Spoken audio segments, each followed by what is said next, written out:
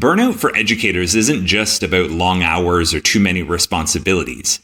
It's really about whether your work feels worth doing. Now, of course, saying no, setting boundaries, and finding a work-life balance help. But these won't fix the deeper issue.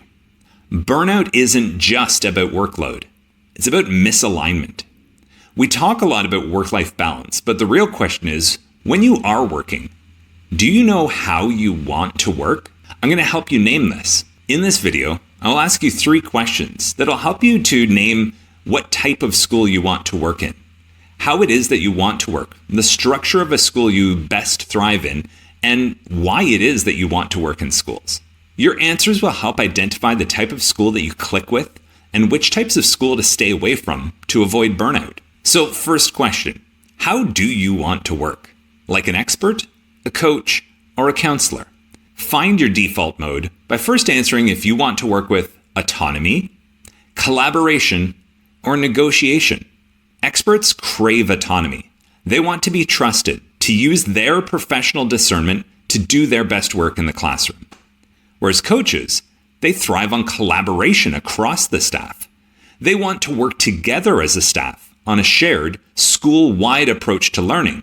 So the decisions about teaching and learning in a coach classroom are actually informed on a staff level. Whereas counselors negotiate with students. They prioritize self-directed learning and decide together with students what, when, how, and with whom they will learn.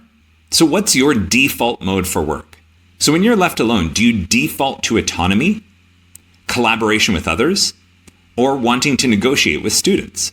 Next, let's find out what structure of school you want to work in. See, the challenge is schools aren't neutral.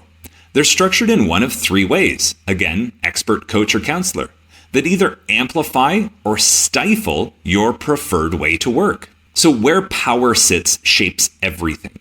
The expert's pyramid has clear hierarchies. Power is concentrated at the top. So heads of school decide for the school, and the teachers, as the top of their pyramid in the classroom, decide for their classroom.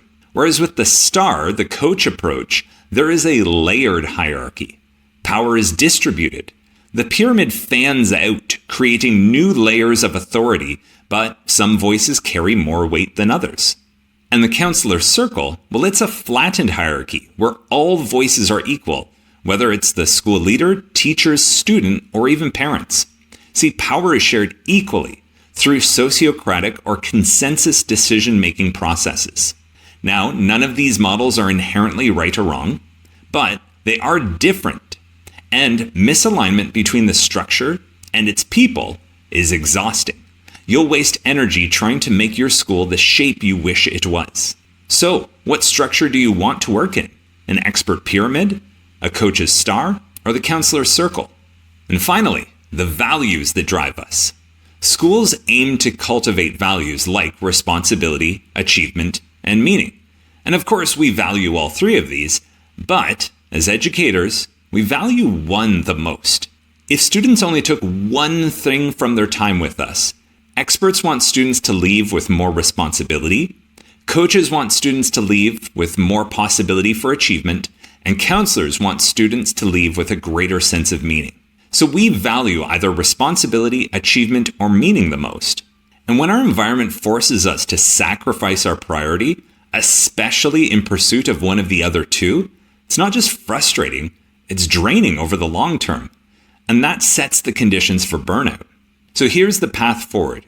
You have more control than you think. The first step is knowing which of these 3 types you align with most: expert, coach, or counselor. So first, recognize the type you're working in now. Is it a fit? Or are you constantly swimming against the current? 2, start conversations. Schools shouldn't be an accidental mix of all 3 models, because that dilutes them all. Help others to understand which of the 3 they thrive in as well. Number 3, look for alignment. If your school and you are not a match, I can guarantee you you're not alone. There are probably others on staff that you are able to connect with. And if you can't shift your role or position in the school, perhaps it is time to consider a change of schools. And now you know what to look for in your new one to find a better fit.